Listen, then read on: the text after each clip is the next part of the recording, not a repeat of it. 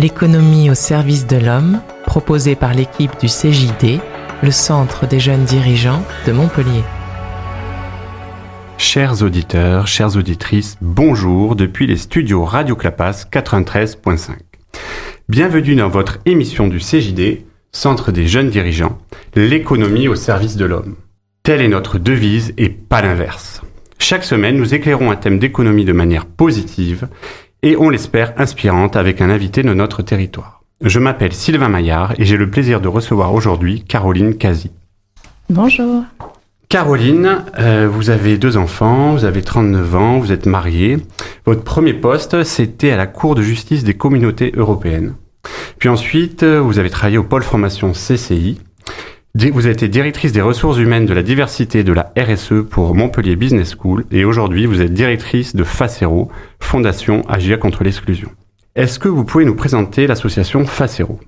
Oui, avec grand plaisir. Facero, donc, c'est une association d'entreprises. Les adhérents sont des entreprises ou organisations employeurs qui ont souhaité se regrouper pour travailler ensemble sur les questions d'inclusion sociale, de RSE, se mobiliser pour agir sur le territoire de manière innovante, efficace, afin de lutter contre toutes les formes de discrimination, d'agir pour un développement économique responsable. Merci. Donc j'ai souhaité vous inviter, Caroline, car l'association que vous dirigez réalise de nombreuses actions, parfois méconnues et très utiles au sein des entreprises ou pour notre société. Mais avant de rentrer dans le vif du sujet, nous posons à chacun de nos invités 5 questions du tac au tac, sans réfléchir. Alors, Caroline, théâtre ou cinéma ? Cinéma. Dedans ou dehors ? Dehors. Jus de fruits ou cocktail ? Jus de fruits. Musique ou peinture ? Peinture. Et Caroline, est-ce que vous pouvez nous évoquer votre dernier coup de cœur en quelques mots ? Mon dernier coup de cœur en quelques mots, il va pas être très loin de notre sujet du jour. Ce week-end, j'ai visionné le documentaire Debout les femmes, tourné par François Ruffin et Monsieur Bonnel, 2 parlementaires que tout oppose dans la vie comme dans les idées, et qui ont tourné un documentaire autour des femmes agissant dans les métiers du service à la personne. Et on le sait qu'elles travaillent dans des conditions incroyables et qu'elles sont le lien social qui nous unit, mais ce documentaire est bien renversant. Merci. Vous écoutez l'émission L'économie au service de l'homme sur Radio Clapas 93.5. Aujourd'hui, nous allons parler de l'accompagnement social des salariés dans les entreprises. Mais Caroline, j'ai envie de vous poser une première question. Quel est le rôle, d'après vous, du dirigeant dans l'accompagnement social des salariés ? Il a évolué mon avis sur ce sujet parce que dans un premier temps, on se dit que la question de où s'arrête, où commence la vie privée et où s'arrête, où commence la vie qu'on partage dans les entreprises nous amène plutôt à nous dire spontanément les questions d'ordre social, d'ordre familial, d'ordre économique du salarié. Elles ne concernent pas ou peu le dirigeant d'entreprise qui a pas ou peu de moyens d'agir en plus sur ces sujets. Mais c'est vrai que plus on en parle avec les adhérents de Facero, avec les entreprises qu'on rencontre, avec les salariés, et plus on se rend compte que cette frontière, en fait, elle est de plus en plus ténue, de plus en plus floue, et elle nécessite d'être agissant sur le sujet quand on est chef d'entreprise, en tout cas quand on réfléchit au bien-être de ses salariés, parce qu'on quitte pas tous ses habits de la vie personnelle quand on rentre dans l'entreprise. Quand on rencontre de vraies difficultés familiales, sociales, financières, évidemment qu'elles viennent avec nous dans l'entreprise. Et essayer de comprendre pour pouvoir trouver des solutions, finalement, ça fait aussi partie du rôle social de l'employeur. D'accord, donc d'après vous, ça fait partie du rôle social de l'employeur. Oui. Très bien. Et donc aujourd'hui, d'abord, de quelles difficultés en fait l'employeur peut découvrir envers ses collaborateurs de quoi on parle en fait? De quelles difficultés sociales?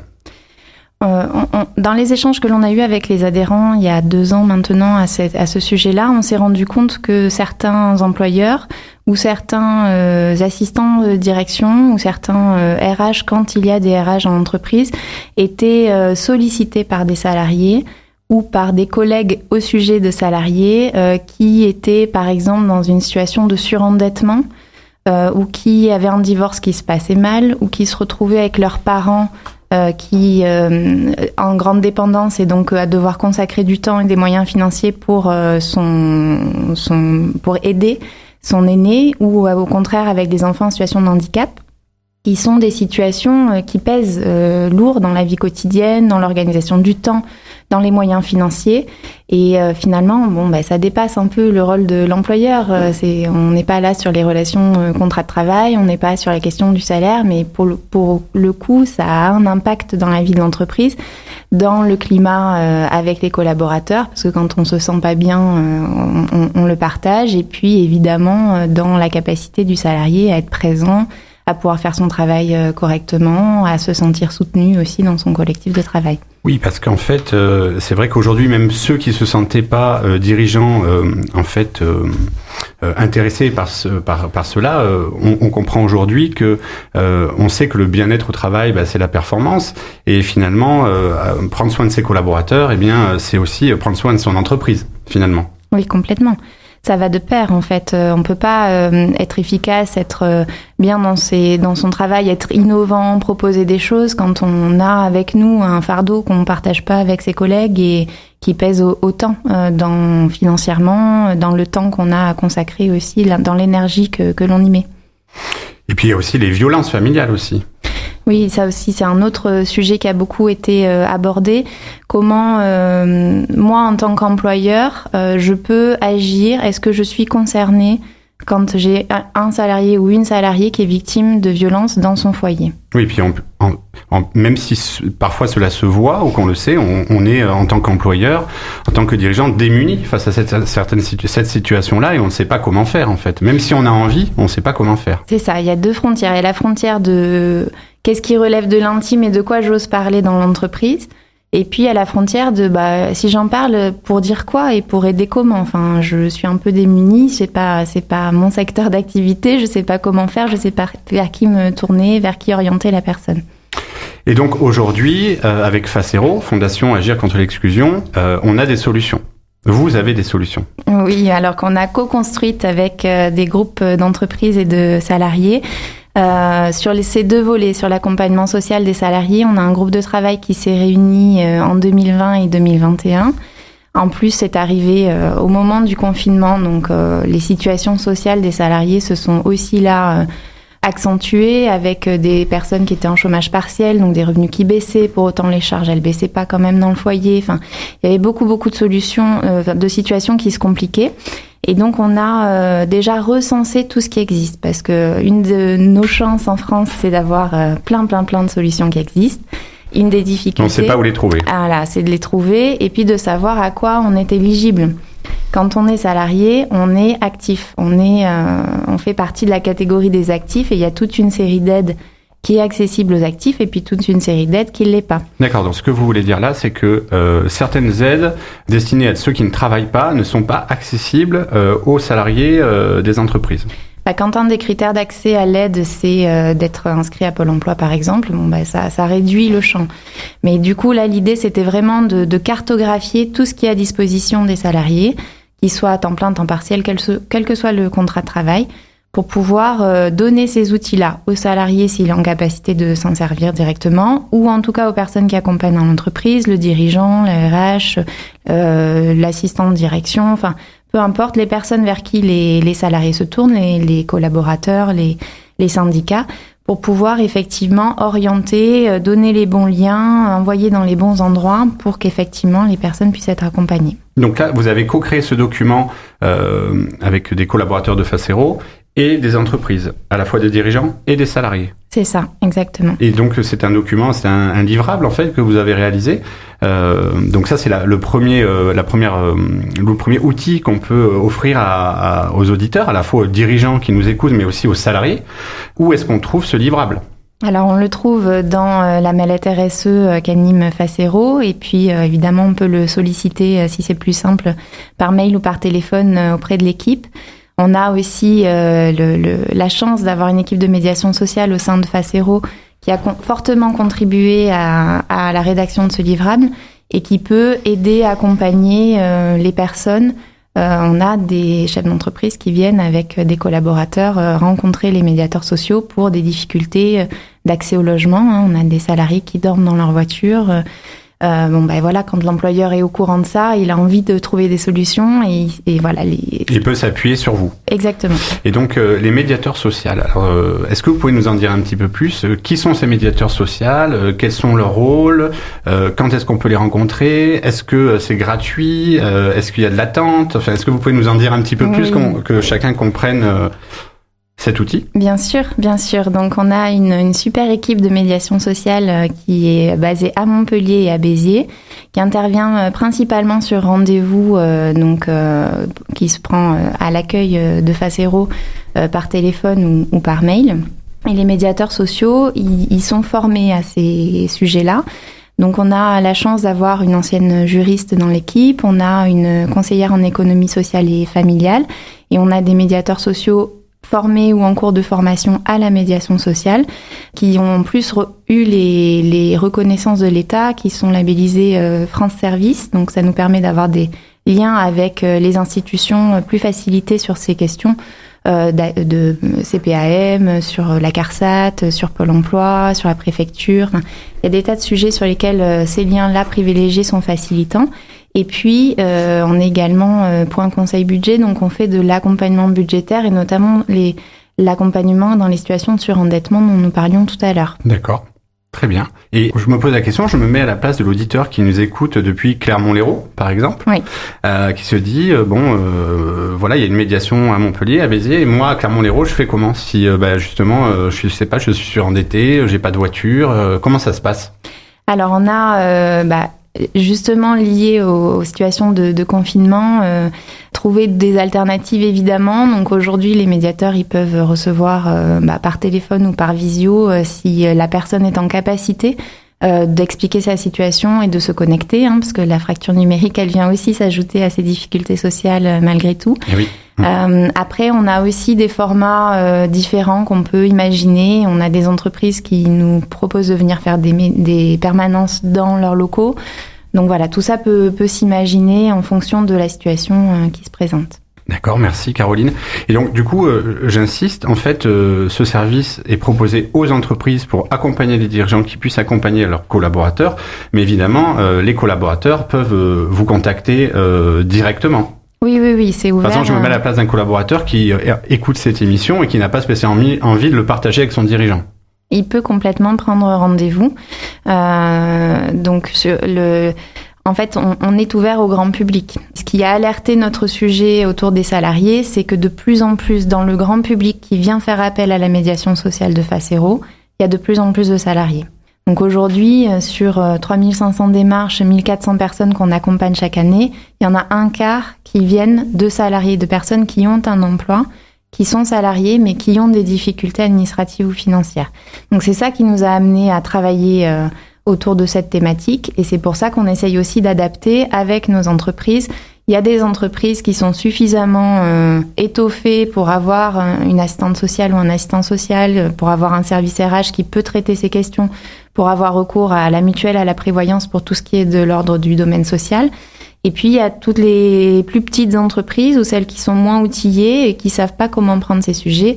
Là, l'objectif, encore une fois, c'était de faire ensemble cette cartographie, ce partage pour aller plus loin et pour s'outiller et pouvoir répondre mieux aux situations des salariés. Et très bien. Et finalement, il y a combien de médiateurs sociaux chez Facero ? Ils sont 6. 6 médiateurs sociaux. Parce que souvent on dit, je souhaite aller voir une assistante sociale, mais il y a des semaines, des mois d'attente parfois. Et du coup, vous recevez sous combien de temps les dirigeants qui souhaitent accompagner leurs collaborateurs ? Alors ça va dépendre des périodes, évidemment. Globalement, on a des plannings plutôt à 2 semaines, 3 semaines. Quand il y a des situations d'urgence, on arrive à les recevoir dans la semaine en prenant des créneaux de fin de journée, par exemple. Ça dépend vraiment des situations et des périodes, mais c'est vrai... Vous allez jauger en fonction de l'urgence aussi, j'imagine. En fonction de l'urgence, tout à fait. En fonction de comment on peut ajuster aussi le planning des équipes. On a nous aussi été soumis au Covid, au cas contact, etc. C'est la vie d'une organisation. Facero, c'est une équipe de 20 personnes. On n'est pas à l'abri de ces situations-là d'organisation. Mais globalement, c'est ça. Dans la semaine ou au maximum dans les 3 semaines, on peut avoir ce rendez-vous-là. S'il y a besoin de faire en urgence, on le fait en urgence. Sachant que les assistantes sociales, notamment du conseil départemental, comme de la CAF, elles orientent aussi les personnes qu'elles n'ont pas le temps d'accompagner vers la médiation sociale de Facero. D'accord.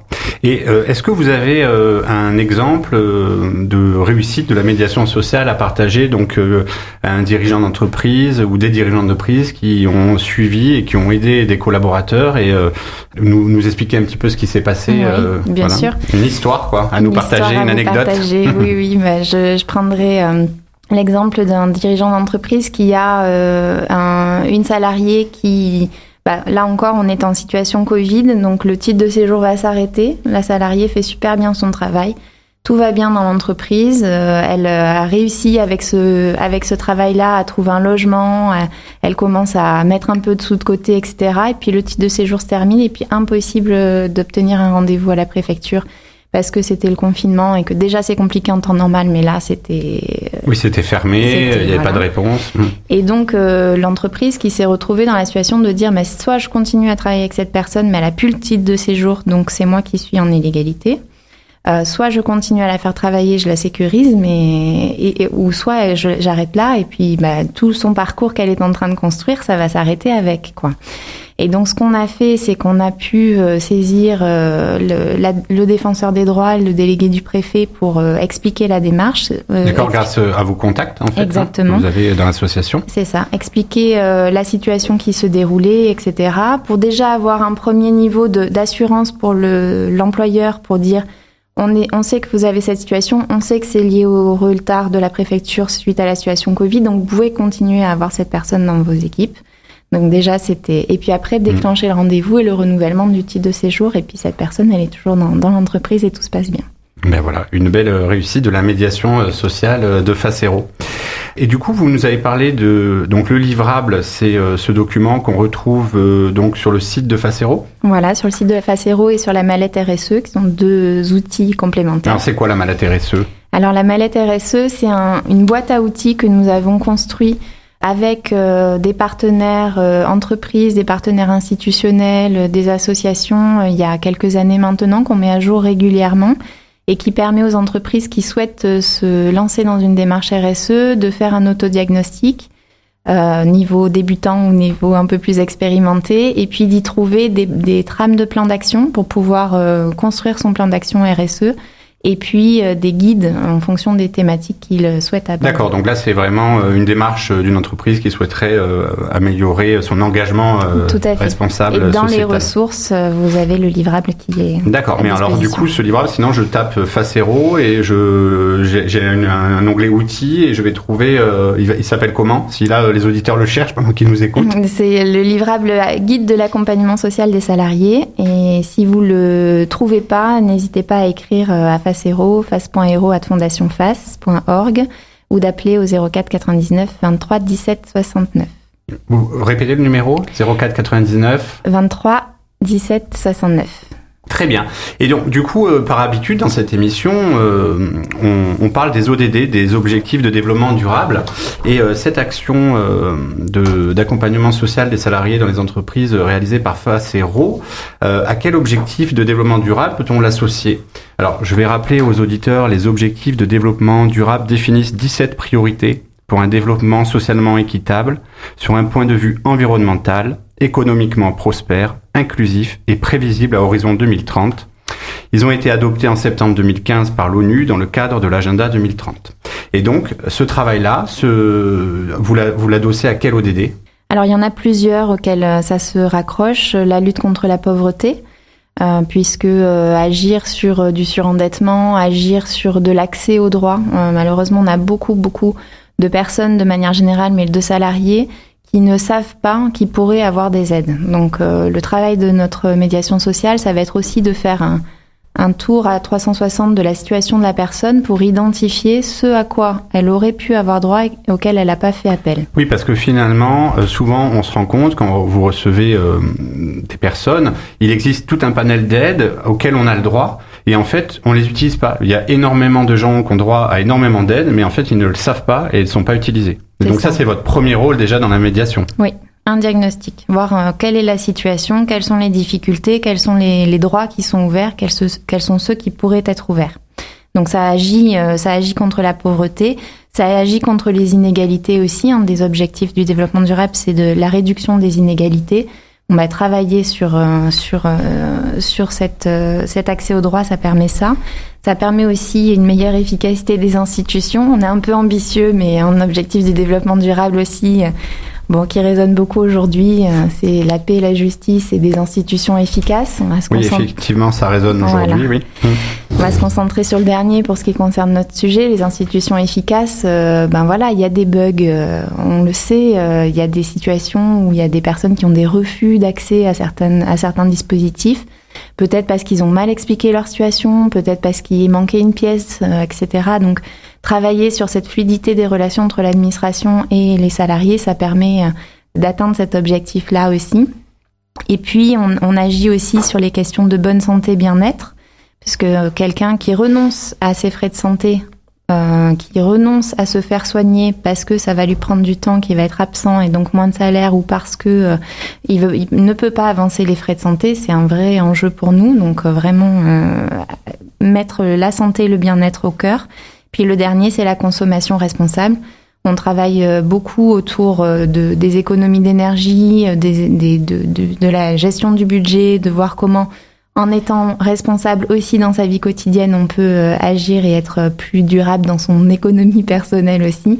Donc ça participe de cet objectif-là. Oui, donc effectivement, cette action répond à de nombreux ODD. Tout à fait. Donc c'était très intéressant d'en parler aujourd'hui. Et donc aujourd'hui, je voulais aussi, pour finir, une dernière question, évoquer avec vous un autre sujet. En 3 minutes, si vous pourriez nous présenter, même en 5 minutes, vous avez 5 minutes, le temps passe vite, mais vous avez du temps, nous dire un mot sur la charte entreprise et quartier. Ça me fait penser à l'ODD de la réduction des inégalités. Ça m'a fait penser de suite à cette charte que tous les entrepreneurs de la région peuvent signer, voire de France, j'ai envie de dire. Est-ce que vous pouvez nous en dire un mot ? Oui, bien sûr, avec grand plaisir. Donc la charte entreprise et quartier, c'est effectivement un dispositif national, alors qui sur les autres territoires s'est transformé en pacte, le pacte entre les entreprises et les quartiers, qui est resté charte entreprise et quartier sur l'Hérault, puisqu'il est très porté par les institutions publiques et puis par les entreprises qui se sont engagées. Aujourd'hui, on a 60 entreprises sur l'Hérault qui ont signé la charte entreprise et quartier et qui ont des plans d'action à développer. Donc l'objectif de cette charte, c'est de mobiliser le tissu économique pour et au bénéfice du développement économique dans les quartiers. Et ça passe par plusieurs axes sur lesquels les entreprises peuvent s'engager. Elles peuvent s'engager à contribuer à l'éducation des jeunes qui résident dans les quartiers, en intervenant dans les collèges, dans les lycées, en proposant des stages, en proposant des visites d'entreprise. Elles peuvent s'impliquer dans l'emploi des personnes qui résident dans les quartiers, là aussi en ouvrant leurs portes, en faisant des entretiens conseils, en faisant du parrainage auprès des jeunes de la mission locale ou des moins jeunes, en essayant de recruter aussi, de diversifier leur sourcing pour que les personnes dans les quartiers puissent candidater. Et puis, elles peuvent aussi s'impliquer auprès des associations qui sont dans les quartiers politiques de la ville ou auprès des entreprises qui s'y développent pour les aider, les accompagner, les outiller. Les entreprises, elles ont des tas de compétences, donc mettre à disposition un peu de temps ou quelques outils au bénéfice de ces structures, c'est bénéfique pour tout le monde. Oui, parce qu'en fait, aujourd'hui, on se rend compte que les habitants des QPV, les quartiers prioritaires de la ville, ont plus de mal à trouver finalement un emploi par leur situation géographique, parfois leur nom de famille. Et donc, c'est important pour pas que ces quartiers restent à la traîne, qu'on se regroupe tous pour en fait finalement les aider. Et ce que j'entends aujourd'hui par votre explication, c'est que finalement, même si j'ai une entreprise où on est deux, deux. Ne serait-ce que recevoir un collégien de 3e pour qu'il découvre un autre métier, le sortir du quartier, eh ben c'est déjà beaucoup en fait, puisque c'est montrer, c'est former et inspirer la jeunesse de demain en fait. C'est ça, complètement. C'est créer du lien, c'est décloisonner, c'est donner des idées, c'est donner du sens, c'est donner aussi de l'envie justement d'aller au-delà de ces questions effectivement de discrimination qui persistent. Vous parliez de l'accès à l'emploi. C'est vrai aussi, on a une étude de testing encore ce mois-ci sur l'accès à l'enseignement supérieur. Les personnes qui résident dans les quartiers politiques de la ville ont moins de chances d'accéder à des masters qui sont sur sélection. Voilà, donc il y a du boulot sur tous les champs de l'activité économique et il y a du lien à recréer encore et encore entre les habitants des quartiers et le tissu économique et le tissu social. Donc en fait, si je peux un peu résumer notre discussion de ce midi, aujourd'hui il existe des solutions pour accompagner socialement les salariés dans les entreprises. Les dirigeants peuvent se tourner vers Facero, Fondation Agir contre l'exclusion, mais les collaborateurs aussi. Alors nous au CJD on dit plutôt collaborateurs que salariés, même si salarié est le terme plus utilisé ailleurs. Les collaborateurs peuvent aussi se rapprocher directement de Facero. Et puis aussi, les collaborateurs peuvent proposer aux dirigeants de signer la charte entreprise et quartier. C'est pas que le dirigeant qui doit être finalement moteur de cette démarche, mais le collaborateur peut proposer à son dirigeant, tiens, j'ai entendu aujourd'hui avec la PAS qu'on pouvait faire quelque chose pour la société. Donc l'économie au service de l'homme. Tout à fait. Bien, c'est déjà la fin de cette émission, l'économie au service de l'homme. Merci à vous, chers auditeurs, à Pêche, directeur de l'antenne, et l'équipe de Clapas 93.5, à notre invitée, bien sûr, Caroline Casi. Merci à vous. Et enfin, à notre mouvement de dirigeants d'entreprise, le CJD, avec qui on éclaire un bout d'économie responsable tous les lundis 13h en direct du studio. Retrouvez les replays sur Radio Clapas, la chaîne YouTube du CJD Montpellier. Vous pouvez nous contacter, le CJD Montpellier, via Facebook ou LinkedIn. À la semaine prochaine et d'ici là, prenez soin de vous, de vos proches et de vous.